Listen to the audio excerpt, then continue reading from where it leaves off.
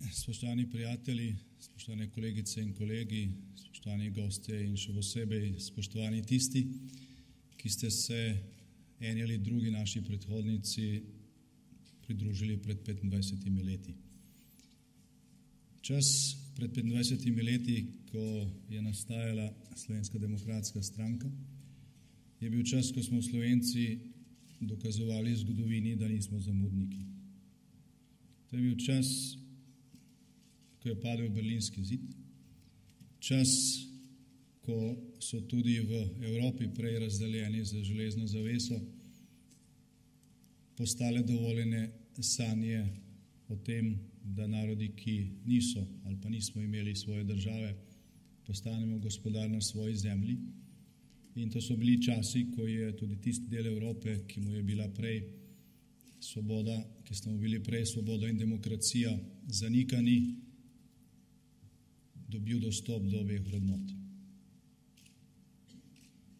Ko je nastajala Slovenska demokratska stranka,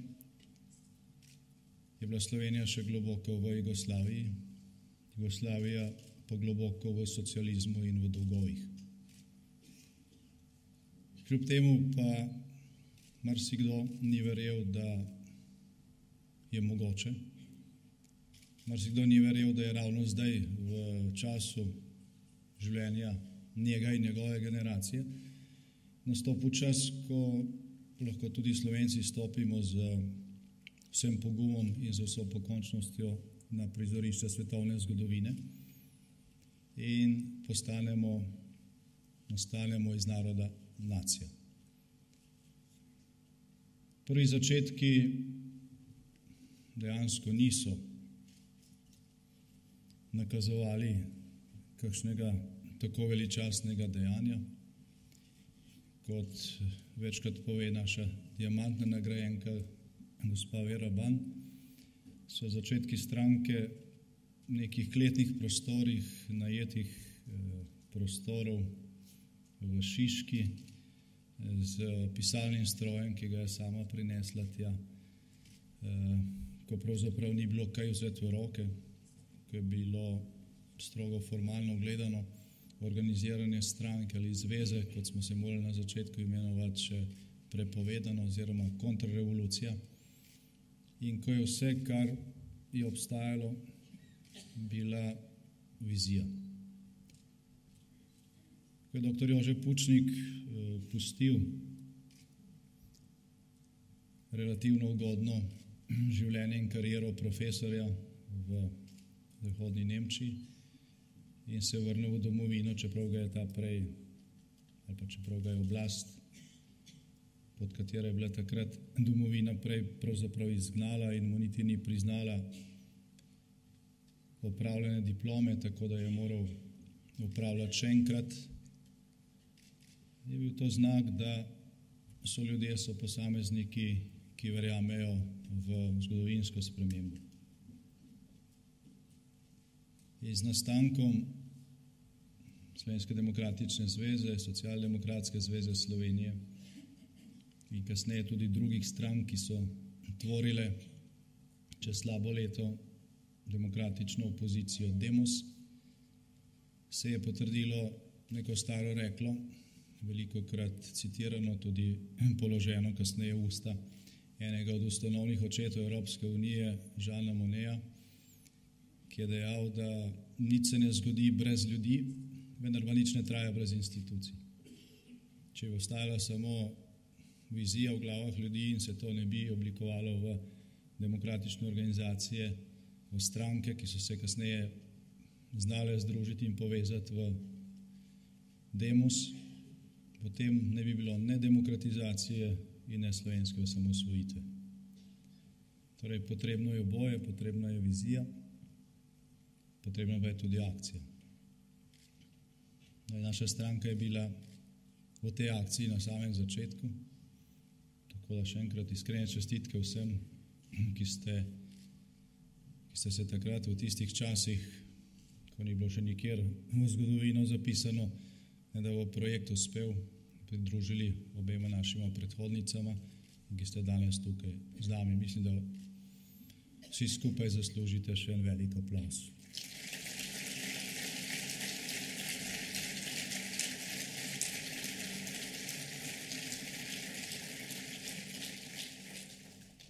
Naša stranka je bila od tistih časov naprej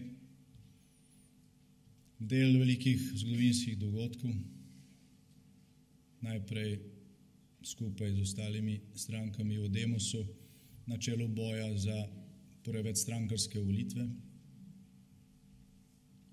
Ta boj je uspel, že dobro leto po nastanku smo dočakali te večstrankarske volitve.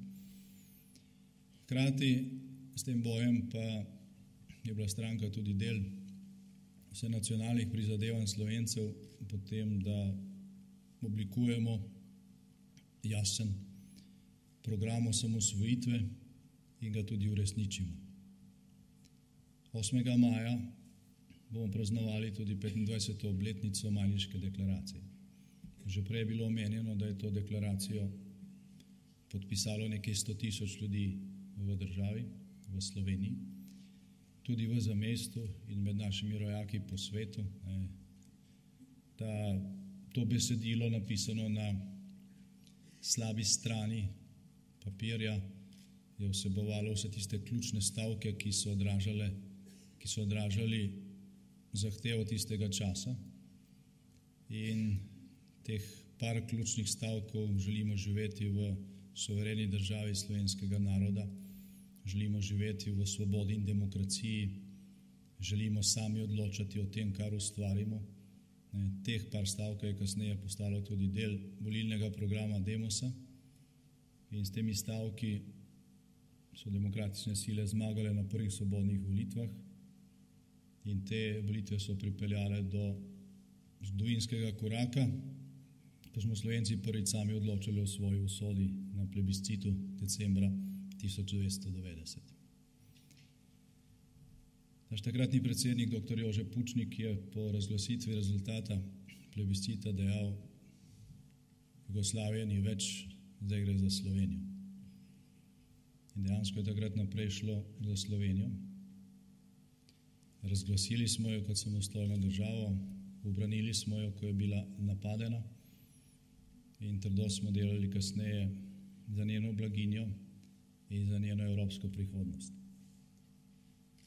Verjeli smo, da bo boj za te cilje spremljan z splošnim konsenzom in napori vseh, in da bo ta velikanska enotnost naroda, do katere je prišlo na plebiscitu, vsaj v večji meri kasneje pogojevala enotnost vseh političnih sil v državi, ko bo šlo za to, da to samostojno Slovenijo, ki smo jo končno dobili in jo morali braniti v agresiji, vojni za Slovenijo, tudi ustrezno razvijali tako, da bodo v tej državi enake izhodiščne možnosti za vse, da bo za pošteno delo pošteno plačilo, da pri privatizaciji ne bo privilegiranih in drugorazrednih, da bo to država, ki bo sposobna popraviti tudi krivice iz preteklosti, in da bo na podlagi te zgodovinske izkušnje enotnosti naroda slovenska politika zmožna v ključnih trenutkih stopiti skupaj in zastaviti korak za enotne cilje. Žal se je to zgodilo v vsem tem času, dobrih 20 let, samo nekajkrat, in vedno, predvsem zato, ker je Slovenska demokratska stranka in druge stranke, ki so še ostale od nekdanjega Demosa, bila vključevalna. Tako je Slovenska demokratska stranka, ne glede na to, je bila v vladi ali v opoziciji, delala za skupno dobro, podprla evropsko in evroatlantsko prihodnost Slovenije in zastavila svoj glas in svoje sile vedno takrat, kadar je šlo za skupno blaginjo. Žal pa smo v tem času podcenjevali ostanke preteklosti, ti so postajali ne vedno šibkejši, kot bilo normalno, ampak na nekaterih področjih vse močnejši, in začeli ponovno prevladovati. Danes govorimo o tem, in to To je ena od redkih stvari, o kateri obstaja strinjanje v tej državi, da smo v krizi, strinjamo se, da stanje ni dobro, se pa zelo razlikujemo v pogledu na to, zakaj je stanje takšno, zakaj ni dobro. Svet Slovenske demokratske stranke je junija lanskega leta sprejel resolucijo, v kateri ugotavlja žalostno dejstvo, da tranzicija v Sloveniji ni uspela, da mnogi postopki enostavno niso bili zaključeni, da se danes Slovenija ukvarja z zadevami, s katerimi bi morali že zdavno opraviti, z vprašanjem, ali bodo arhivi zaprti ali odprti, z vprašanjem, ali je za normalno funkcioniranje gospodarstva dobro, da je ekonomija privatizirana ali v državni lasti. Ukvarjamo se z dilemo, ali so tuje investicije nekaj dobrega in potrebnega, ali je to ogrožanje našega nacionalnega interesa. Ukvarjamo se z vprašanji, ali je sedanji volilni sistem, ki je manipulativen, dober, ali bi boljši volilni sistem, ker bi neposredno volili poslanke in poslance. Skratka, ukvarjamo se z dilemami, ki morali biti že zdavnaj rešene. In če bi bile danes, mogoče ne bi bilo strinjanja o stanju, v katerem smo, v tem smislu, da je slabo, bilo pa stanje bistveno boljše. V skladu z izročilom dr. Jožeta Pučnika se je Slovenska demokratska stranka vseh teh 25 let trudila, da bi delala za stvar. Ne zgolj za neke koristi in pragmatične interese, opazujoč trende javnomnenjskih raziskav in ravnanje na način, da si čim bolj všečen, ampak smo skušali delati za stvar. To je bilo včasih nagrajeno, velikokrat ne. Delali smo tudi napake, bili so vzponi in padci, vendar pa tega, da Slovenska demokratska stranka v tem času ni delala za stvar, ne more trditi nihče. Pravzaprav je eden od glavnih očitkov, ki nam ga naslavljajo, ravno to, da smo preveč togi, preveč principijelni, da nam gre skratka preveč za stvar. Seveda temu ni tako. Temu boju za stvar, za skupno dobro, za blaginjo vseh, tega boja je bilo bistveno premalo, bistveno preveč je bilo pragmatizma in seveda ostankov preteklosti. Tako smo danes leta 2014 v nekem čudnem času, ko je Slovenija kot praktično edina država članica Evropske unije in evroobmočja še vedno v krizi, ko imamo napovedano negativno gospodarsko rast tudi za letos in ko vladna koalicija šele po enem letu vladanja podpiše neko koalicijsko pogodbo. Mislim, da je to edinstven primer v zgodovini. Niti osnovna šola ne more obstajati in učiti otroke brez programa, pa če je to še v tako oddaljeni vasi, da je vladna koalicija tudi načeloma ne bi smela biti brez programa in brez pogodbe eno leto. Še huje pa je to, kar je bilo rečeno o podpisu te pogodbe, češ da je po enem letu te vlade Slovenija boljša. Mogoče je komu res boljše, po enem letu, zagotovo pa to ni večina državljank in državljanov. Če gledamo kruta dejstva, vidimo, da smo po enem letu bistveno bolj zadolženi. Leto 2013 je zadolžitveni rekord, zgodovinski zadolžitveni rekord per capita v Evropi, kadarkoli, ne samo slovenski. In imamo tudi rekordno številko brezposelnih.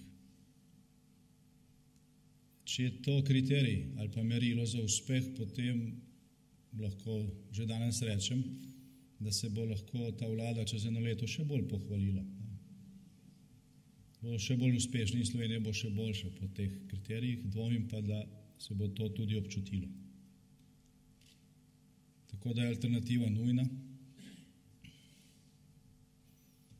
Edina ali pa večinska alternativa temu stanju je seveda stranka, ki danes praznuje 25. obletnico, 25. rojstni dan.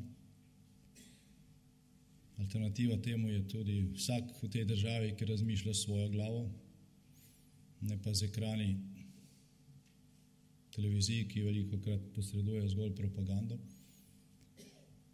In seveda alternativa temu stanju je tudi primerjava med tem, kar se dogaja pri nas in kar se dogaja v večini ostale Evropske unije, kamor formalno spadamo. Strokovni svet Slovenske demokratske stranke izdeluje tudi konkretni alternativni program temu stanju. Vemo, kako ga nasloviti. Imamo bogate izkušnje, imamo prijatelje po svetu, ki nam lahko pri tem pomagajo.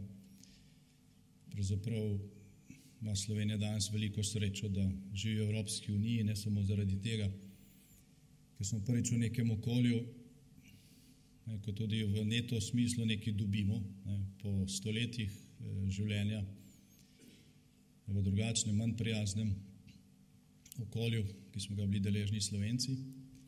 Ampak tudi zato, ker je Evropa kljub mnogim težavam in nedorečenostim nek skupek velikega bogatstva dobrih praks, ker pravzaprav ni države, kjer kakšna stvar ne bila dobro urejena. Vsaj ena. Ni treba odkrivati tople vode. Za vsak problem, ki ga imamo, najdemo v eni ali drugi prijateljski evropski državi rešitev, ki deluje, ki je preizkušena v praksi, ki jo ni treba preizkušati na lastnih hrbtih in se učiti na lastnih napakah. Žal se tega bogatstva ne poslužujemo. Države, ki so bile v velikih težavah, nekatere tudi večjih kot mi, so naredile vse potrebno za to, da iz teh težav izidejo, danes okrevajo. Mi pa smo stalno imeli probleme in dileme in polemike o tem, kako se reševati, kaj sploh dejansko je problem. In znotraj teh polemik se je vztrajno zanikalo ključne razloge za krizo, v kateri smo. Danes je popolnoma jasno, da Slovenija ni v krizi zaradi tega, kar se dogaja v Evropi, da ni v krizi zaradi svetovne finančne ali pa evropske gospodarske krize, ki je pravzaprav ni več, ampak zaradi tega, kar doma ni bilo storjeno pravočasno. Zaradi odporov proti temu, da Slovenija naredi tranzicijo, prehod v neko normalno stanje, in zaradi ostankov monopolov, zaradi katerih, ki branijo svoje interese in zaradi katerih tranzicija v Sloveniji ni uspela. In dokler teh problemov in teh monopolov ne bomo odpravili, toliko časa bomo v krizi. Lahko državne banke vsakih 5 ali pa 10 let polnite z davkoplačevalskim denarjem, pa zaradi tega te ne bodo postale normalne finančne institucije in servis gospodarstva, ampak zgolj servis nekaterih monopolov, tako kot se je doslej dogajalo dvakrat, in obakrat je to breme preloženo oziroma je bilo preloženo na vaša pleča. Nujno je drugačno ravnanje, tehnični program ni problem. Večina rešitev, ki smo jih mi pred zadnjimi volitvami napisali v program 10+100, je še vedno aktualnih. Nekatere od teh smo uresničili ali pa smo sprejeli leta 2012 ustrezne nastavke, vendar se to ne uresničuje. Tako da, kot je dejal prej predsednik odbora iz Krškega, Slovenija se bliža ne ledeni skali, ampak trenutku resnice, ko bo pač jasno, da ne samo, da dolgoročno ni možno porabiti več, kot ustvariš, ampak se dolgoročno tudi ni možno zadolževati do skrajnosti in brez vsakih meja in omejitev. Ocene mednarodnih institucij pravijo, Slovenija je v rdeči coni na robu, ko bo končno treba nasloviti tudi vzroke, ne samo posledice. Strokovni svet Slovenske demokratske stranke zdaj proučuje novo stanje, ki je nastalo po izgubljenem letu 2013, ko je vse, kar se je resnega naredilo, spremembo ustave, ki smo jo mi predlagali in mi omogočili. Ostalo pa je bilo prikrivanje problema z tujim denarjem, ki ga bo treba vrniti in ki je poleg tega še izjemno drag. Vendar pa do tega, da se naslovijo ne samo posledice, ampak vzroki tega stanja, ne bo prišlo samo od sebe, niti ne bo prišlo do tega zgolj na podlagi primerjave številk ali statistike in grafov in tako naprej, ampak se bomo morali Slovenci, nočeš soočiti z oceno dejanskih vzrokov in priznati prave razloge za stanje, v katerem smo. Ko bo večina tega, kar piše v naši resoluciji o neuspešni tranziciji v Sloveniji, večinsko razumljeno v državi, bomo naredili prvi korak k temu, da se stanje začne popravljati. Do takrat pa tega upanja žal ni. Jaz osebno mislim, da se ta čas zelo hitro bliža in da bo nov evropski mandat, nov mandat evropskih inštitucij konec letošnjega leta odpravil tudi to dimno zaveso, ki zdaj obstaja, ko pač politično leto v Evropi omogoča, da se določeni problemi enostavno ne naslavljajo. Torej, pred nami so meseci, lahko tudi leta, ko bo čas drugačen od vsega, kar smo doživeli doslej v teh 25 letih. To se mogoče sliši kot fraza. Hočem pa povedati to, da imamo mi z teh 25 let bogate izkušnje. Tudi na lastnih napakah smo se veliko naučili. Eno od največjih, ki smo jih naredili, je bila ta, da nismo bili dovolj potrpežljivi v določenih trenutkih. Kljub temu pa bi težko rekli, da je katerokoli leto v teh 25 letih, odkar Slovenska demokratska stranka obstaja, bilo takšno, kakršno bo leto, ki je pred nami ali kot bo naslednje leto. Lahko bomo uporabili mnoge izkušnje, biti pa bomo morali tudi inovativni. Danes je čas, ko praznujemo naš rojstni dan. Ni čas, da se zelo konkretno pogovarjamo o programih. Pred to slavnostno akademijo smo imeli sejo sveta, še prej posvet z predsedniki občinskih in mestnih odborov stranke, kjer je bil čas in prostor za bolj konkretno razpravo o stvareh, ki so pred nami. Vesel sem, da po vseh teh razpravah lahko potegnem neko črto pod spoznanje, da se v Slovenski demokratski stranki zavedamo trenutka, v katerem smo, da se zavedamo na nek način prelomnih časov, ki so pred nami in da se z vso težo zavedamo tudi odgovornosti, ki je na nas v tem času. Torej, za nami je 25 let pestrega življenja, mnogih izkušenj, boja za stvar. V teh 25 letih je bila Slovenska demokratska stranka eden od stebrov prizadevanj za slovensko osamosvojitev, za blaginjo Slovenije in za njeno evropsko sedanjost. V tem času smo doživljali vzpone in padce, smo v tem času tudi 4-krat zmagali. Enkrat smo zmagali na državnozborskih, enkrat na evropskih in 2-krat na lokalnih volitvah. V naslednjih 25 letih nameravamo to še večkrat ponoviti. Iskrene čestitke ob 25. rojstnem dnevu.